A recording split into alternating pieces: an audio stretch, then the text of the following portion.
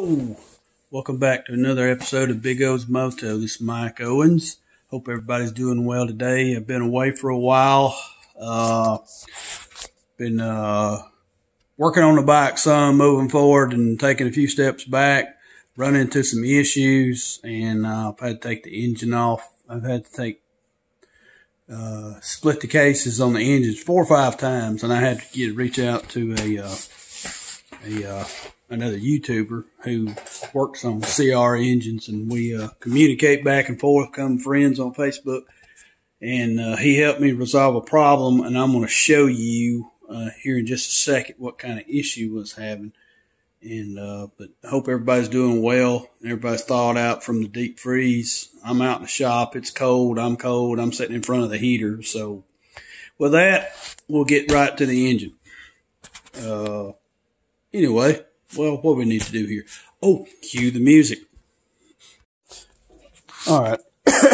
We're here, and I've got the engine back apart, and I just want to show you this because I had to reach out to some help on the Honda CR Facebook page because I was a little confused. And what the issue is let's talk about manuals for a second before we get into this. The manual I've been using on my iPad, it was downloaded, didn't clarify everything that you need to, to make sure my volume's up, and make sure that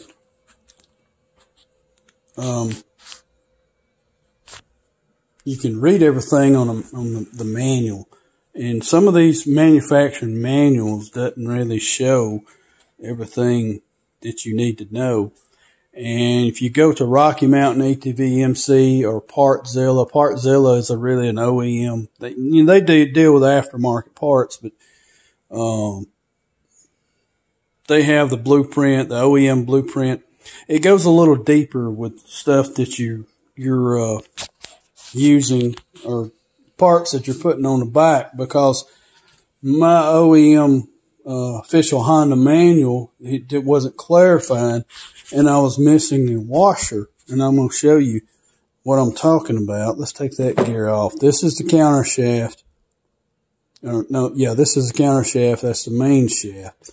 Let's take that bushing off. See that little guy right there? That little washer? All right. Let's take that washer off, and let's put that bushing back on. Let's put that gear back on. Okay. I couldn't figure out what the problem was based following my manual. It was locked in gear.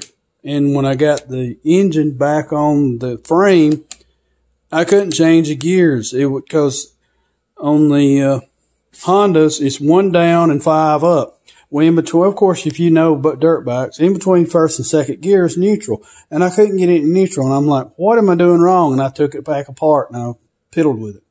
Looked at the manual, the diagram. Put it back together. Didn't work. And finally, I just reached out to the Honda CR crowd, and Brian Mobley, who's a YouTuber in Houston, Texas. Like and subscribe his page, by the way, because he's trying to get to 1,000 subscribers. He's like 800, close to 900, and he's trying to get that magic number of 1,000. I mean, I have 18 as of right now. As of February of 2021, I have 18 subscribers. Big deal. If I make it to 1,000 subscribers, it would be nice to have that many likes and subscribes. But if I don't, then oh well, I don't. But he sent me the transmission diagram from Rocky Mountain ATV MC. He says it looks like you're missing thrust washer number 22, and he highlighted it. He sent it in an email. That's the washer that's number 22. Goes on the counter shaft. So, because I was lifting up on the gear a little bit and trying to change it, and it was trying to change, but it wasn't quite there. But when this thing come in the mail yesterday from the Winchester, Kentucky warehouse, I put it in and put the gear back. Well, let's try that again. Put the bushing on there. Put the gear on there. Get on there. And voila, look at that. Your front sprocket's turning this way. that thing is turning just as pretty as you can please. All because of one little bitty washer. You can turn it the other way too, but it don't go that way. That's backwards. This is the back of the transmission. So we're going that way. So with that, since that makes a difference, and I want to actually say here on my YouTube channel, thanks Brian Mobley of Houston, Texas. You're a big help. Because we got this thing, and now it should be able to change gears from first to neutral second. Anyway, we're gonna take a break so I can get the right side of the case, the left side of the casing, stator side, back on. I'm gonna button it back up, put the gear shifter back on. This is your gear shifter. There's your drum. And see if we can change the gears in it, see how it does. And if it does okay, we're gonna put the engine back in the frame, and we're gonna put the cylinder back on and go from there. Okay, we're back for just a few seconds, I guess. I've got the left side casing back on, and went through all the gears, and it would change the gears, and I rotated the shaft up and down. And in each gear, it's going to have a little drag as you're changing the gears from first through fifth or sixth gear. I have to look it up. I can't remember how many gears the CRT50 has. I'll look it up. But so we're in neutral, and everything is functioning in there and spinning. So I'm going to get the engine back on and everything back on, and we'll be back when I get to the RC valve. All right. Oh, let's see here. Where we at? Got the engine back on, and it's kicking over real good in neutral. We're operating. Had to fix the kicker. The kicker spring got out of alignment. We got it back on. It's kicking over real fine. Clutch, everything's working good. Got the clutch cable on. Stator's back in place. I'm about to start on this RC valve. And I'm not going to videotape this because all you're really doing here is you're connecting this front cable and the rear cable with a spring. And the key here is on this RC valve is there's a lot of videos on YouTube about the RC valve, and they say that as a general rule, there should be 12 millimeters between the bottom of this and the top of the RC valve. And I found that through research and other YouTubers that we all agree that is a false line or measurement there. You should have about 10 millimeters between there and there. When I took this apart, I drew a line because that's where it should be sitting with the cable adjustment in the proper place. And I got mine down to 10.5 millimeters. 10 is the magic number, but I got 10.5, and I called it good before I took the engine off. But I had to take everything off, but I'm gonna put it back on. We'll go into that when I get done hooking all this up, because you have two adjustment. There's an adjustment screw there. You have this cable adjustment here, and you have this goes inside the housing. This goes on top of the housing, and you got to adjust it till you get what you want between here and here. So I'm going to try to get that down to about 10 millimeters. But on another note, took many months. This was a good lesson in buying good stuff. Going around here to the front brake. Nissan brake. The old one, one of the screws, the head broke off and it was threaded down in there. I couldn't get it out. And by mistake, I ordered a cheap one off eBay, $15. It ain't worth the time, the money, or the effort. Don't waste your money. Get a brand new one. OEM, I think they're $150.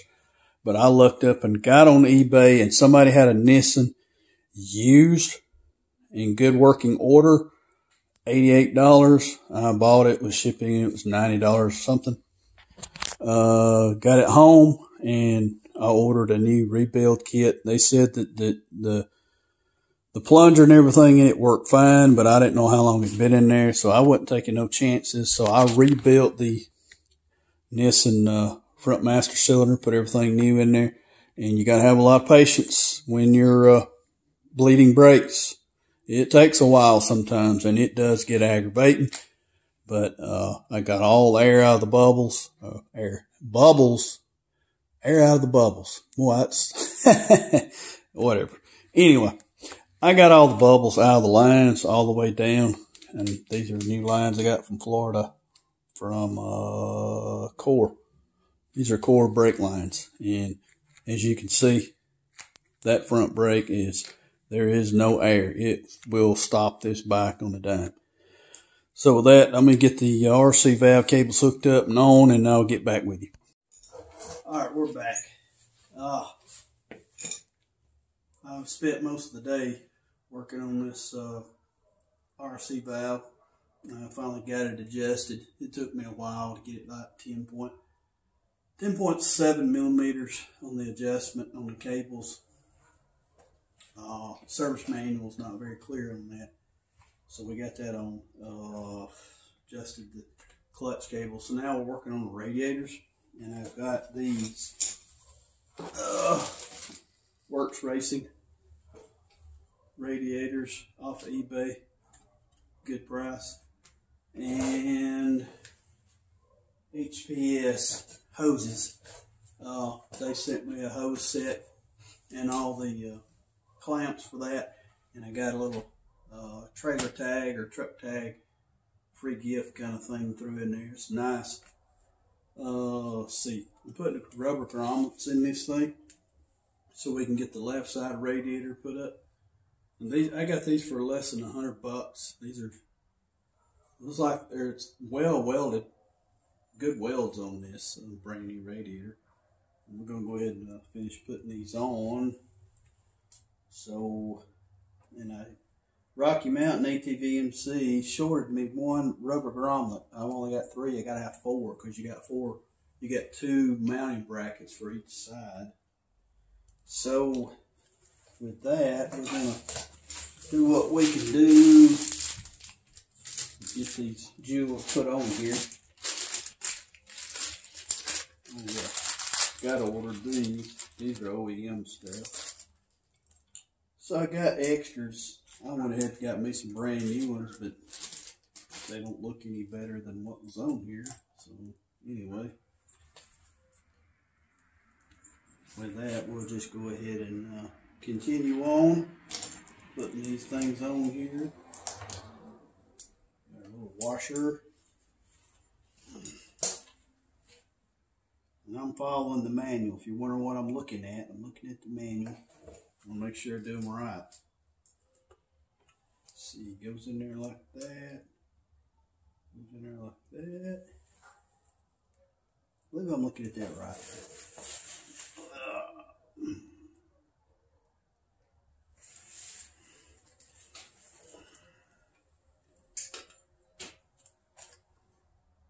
But the bolt is not sticking out. Okay, here we go. You got a washer. You got a, I guess you would call that a support. Slides your bolt in. And go ahead and see if we can get this one on here.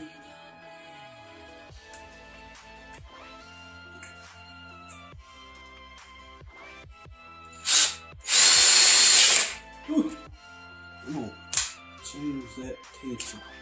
That thing there is going to snatches right out of my hand. And I'll try to put it on here. Alright. The washer. The bolt. Our support piece. Our support collar. I guess that's what would be the proper term. Support collar. Get this thing started.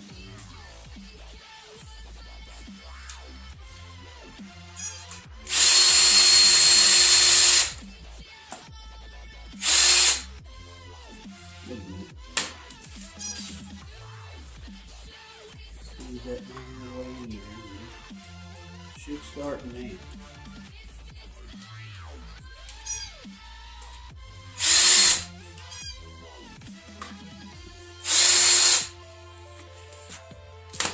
This dude doesn't even start.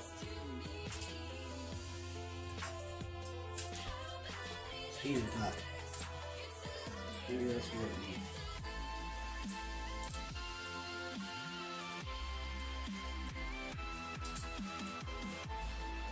It's an 8mm. Should start. Seems to be a problem.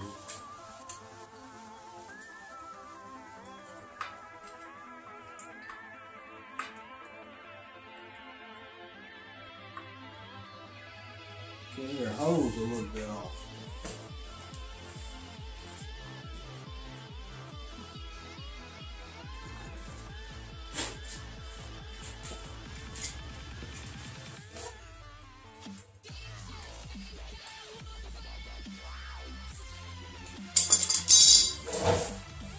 I'm gonna get the channel lock.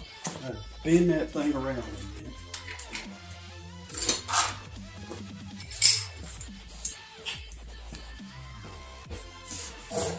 It is aluminum, so you can bend it a little bit, make it work.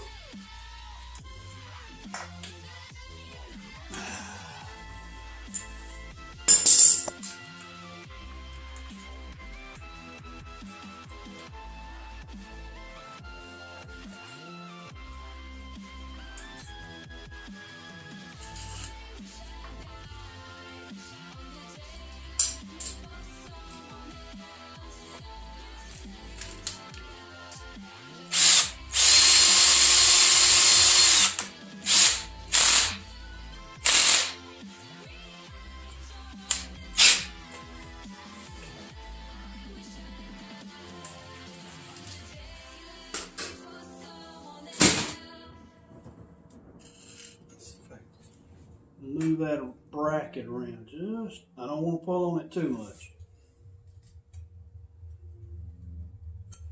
We've got one side on. All right. That's what we want. Okay, move it on, move it on, move it on.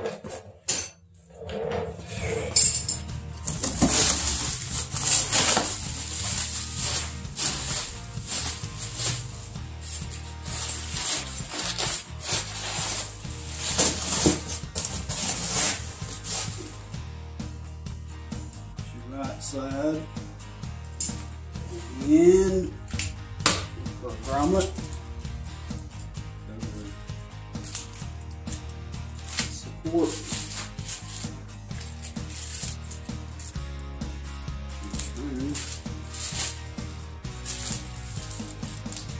Bolt. That's a clutch spring bolts. I ordered some extras.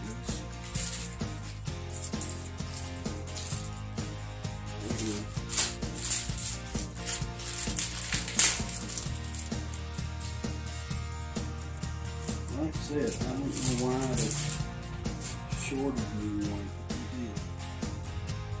I will have to just temporarily hang it till I get one ordered. Should have been 4 in there. They're all attached. So when you're putting these in, don't work from the radiator if it's the grill side, because you don't want to ram that screwdriver.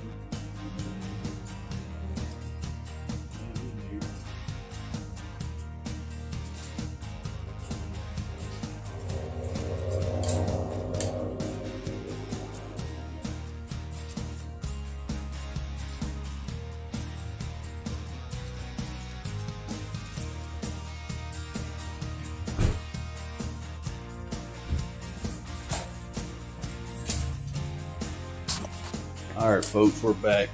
Second installment on this CR250 and the radiator. Without further ado, we'll get into what we're going to do, and I'll show you beforehand what I'm doing, and probably go to time-lapse mode so you don't have to sit and watch this, but I'm going to explain to you exactly what I'll be doing here. Alright, just to get you a close-up, the radiators are in. Got all the rubber grommets on. I've got the wiring and the clutch cable wired through, and I'm going to start at the bottom and work my way up. Get this joint hose together, and then get that hose connected there, going from the radiator to the water pump. And then to move up and get this hose going across here and get the main hose that's going down to the cylinder intake that keeps the cylinder cool. And this is the old hose. Well, let's see what all we got here. This is the new set. There's all your connectors, and I'm glad I didn't throw the old one away. I probably could have used this and cleaned it up, but I don't know how old these hoses are, and I didn't want to put old hoses on a restored bike. And there's your joint that connects from the top of the cylinder, then it goes around to the left, of course, to the right. HPS, they sent me a tag frame and stickers, of course. Sound like a pretty good company. They sent me a brochure. They can do about anything, looks like. Diesel engines, motorcycles. They got all kinds of neat stuff there. You can go to their webpage, hpssiliconehoses.com. That's where I ordered it from. And all you really need is a screwdriver. I couldn't find a socket that would fit these. And that looks like a stripped Phillips head or stars on there. I'm going to have to get that off, get this apart, and we'll go from there. I got that apart, sprayed it with some WD-40 to clean it a little bit, and slick it up so that way this stuff will slide on pretty easy. So let's break this open and get started with this. Stuff.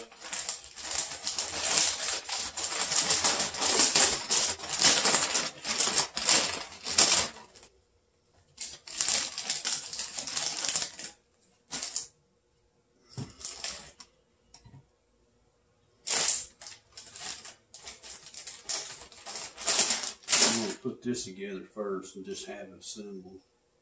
And that looks like that would be. And I may have to trim these hoses.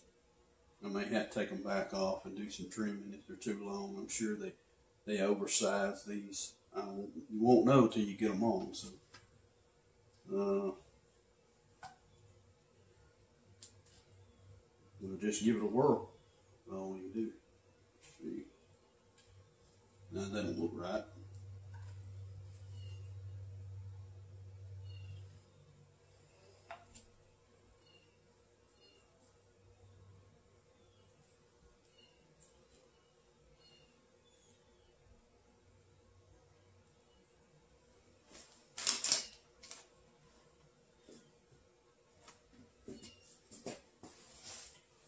Do a comparison here.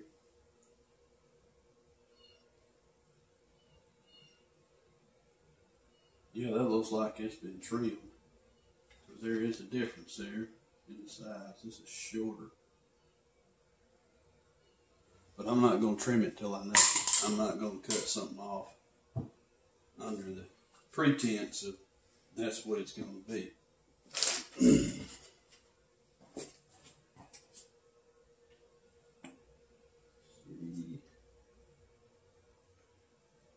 Okay, that's the right side. Yes. I'm going to leave the clamps off for now till I get it on there and see if it needs trimming. There's no point putting them on just yet.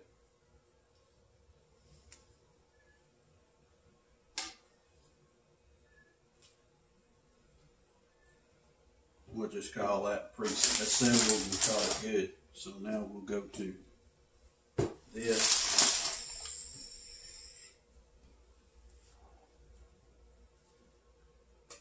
Let me get my blueprint up here.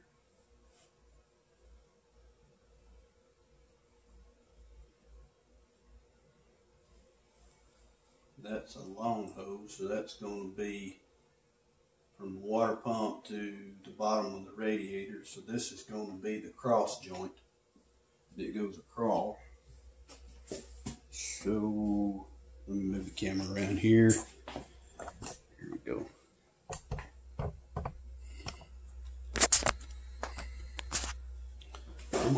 WD-40 and keep it handy.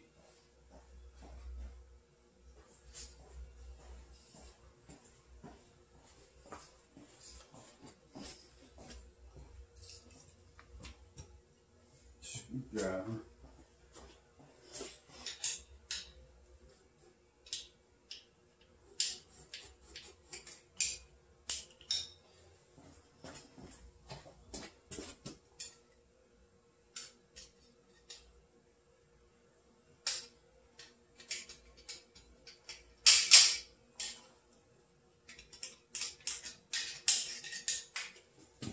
Okay.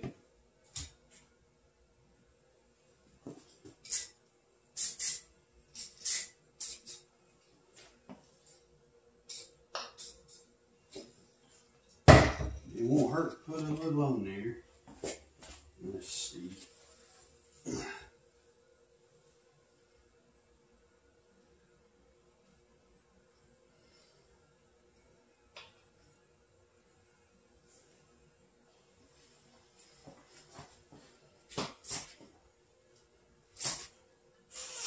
This may be more of a challenge than I thought. Oh, that goes. That one's on. Got the left side, or yeah, left side on. Let's see if I can get the right side on without having. I don't want to trim this at all, really.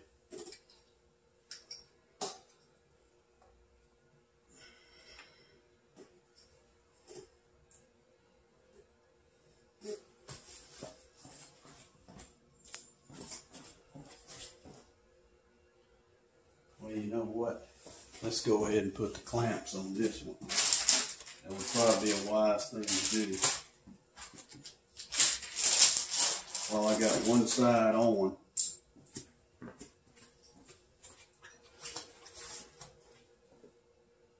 I'll go ahead and send him across to the other side.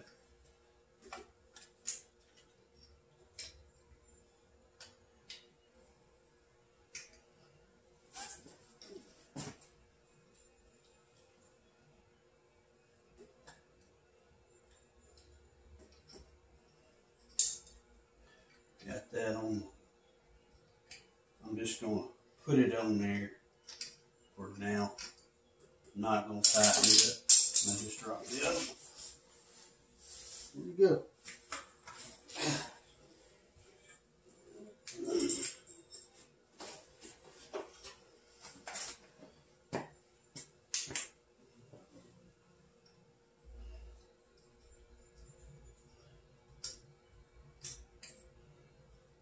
That one's on.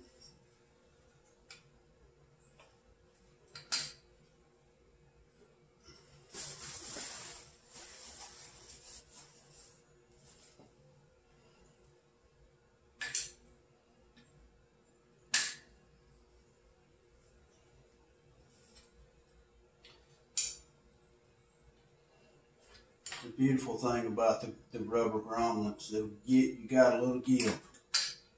So it gives it a little, I can somehow get it on there.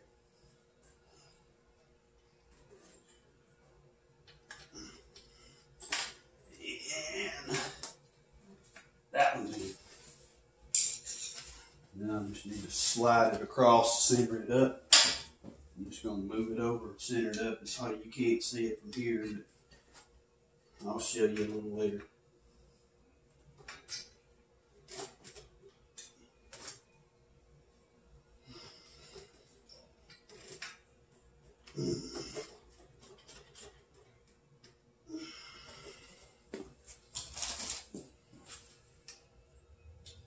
Hard to get in there.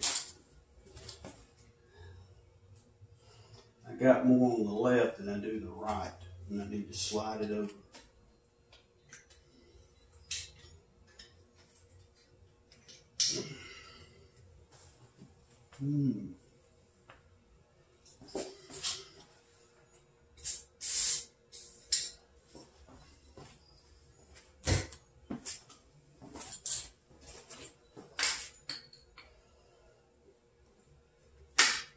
Let me get a needle nose. Sometimes you may have to use needle nose.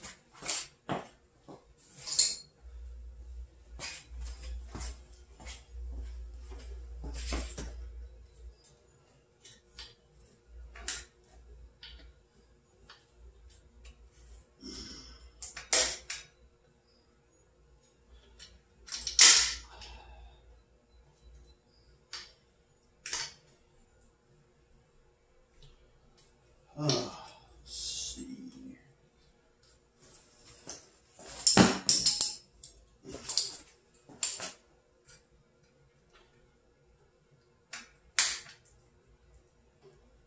There we go.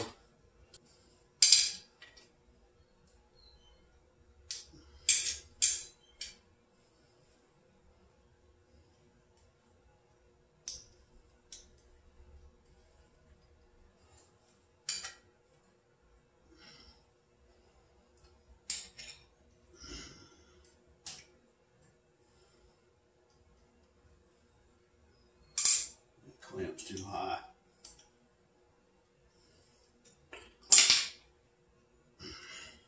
Still too high.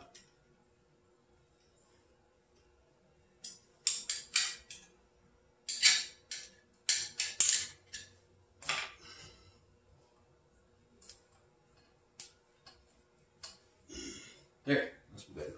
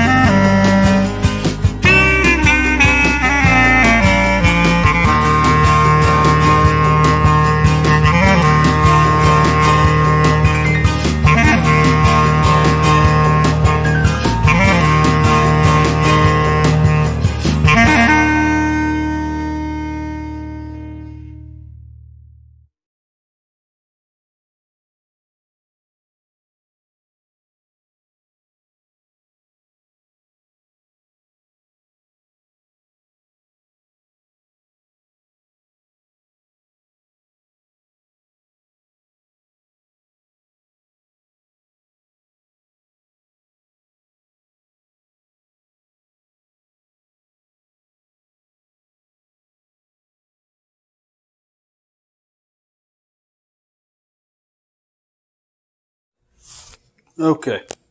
All right. We've got this thing assembled, and you probably noticed one boo-boo in it. I got all these on and forgot to put these clamps here on, so I had to take them loose and put them on. That's just part of the process when you forget stuff. And I'm going to go over this HPS products. Seems to be good products, but if anybody from HPS is watching this video, whoever assembles these kits need to pay attention. I'm not going to make a big deal out of it, but they shorted me some clamps, so I had to rob my old clamps off my old hoses and put them on there. And this hose here, and it may be just the position of the radiator, it's just about a 1/2 inch short because I've got part of the lip sticking out over here. I'm going to give this some time and see if this hose will stretch on out and let these radiators settle and all that stuff. And if it don't work, I'm just going to go to a parts store, probably a black hose, I'm sure.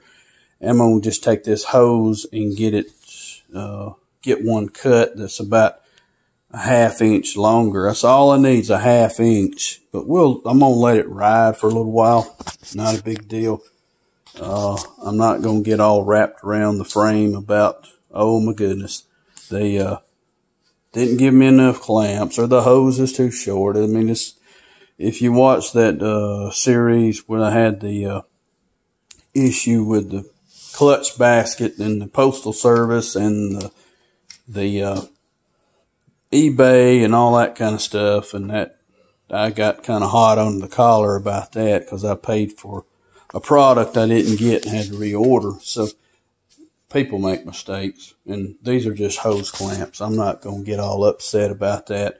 And this clamp here is just too big. There wasn't enough small clamps. This is the breather tube, and I'm going to have to go get a clamp from a parts store so that will work, because that's just for the breather tube. It's not a big deal, but anyway, it's been a while since I made a video, and I've got able to get a lot done this weekend. Oh, and these radiators, you got to be careful. I bumped these with my knuckles and bent some of the gills on there, if you want to call it, the breather gills. But they do make a brush. You can get a radiator brush from Rocky Mountain ATVMC or Partzilla or Motorsport.com, wherever you order your stuff from, to brush these and straighten them out. But when you're assembling this stuff, you got to be careful. I mean, this was just a knuckle bump, and then I raked the hose and it bent one. These things are really super sensitive, so you got to be careful. And everything is tied in there with all the wiring harness, the what do you call that thing? The throttle cable coming down through there. And I'm going to replace this ignition coil. I replaced one on my son's KX125, and because the one I bought off of eBay was junk. I'm not buying all my stuff from eBay. I'm going to try to stick with OEM parts and stay away from some of this junk that they put out there and call it good product, and they want you to do a review and give them good reviews. You can't give good reviews on junk. I mean, these bikes are made in Japan, not China. If you get a Japanese product, you're getting something that's as good as the American product, in my opinion. So, because Americans don't build dirt bikes, so you get yours from Japan. I'm going to have to cut that hose. That's way long. So I had an issue with the kicker. We got that resolved. It wasn't returned. The spring popped out. We got the clutch basket on. Everything's tidied up. We got the brakes done. Stator, all that good stuff. We solved our gear problem. So anyway, that's where we got. This project started exactly 2 years ago this month, and this is what we got done. You think, well, that's not a lot. No, it's not. It's a lot of money. So it takes time. So with that, thanks for watching Big O's Moto. Like and subscribe, and we'll see you again on the next episode.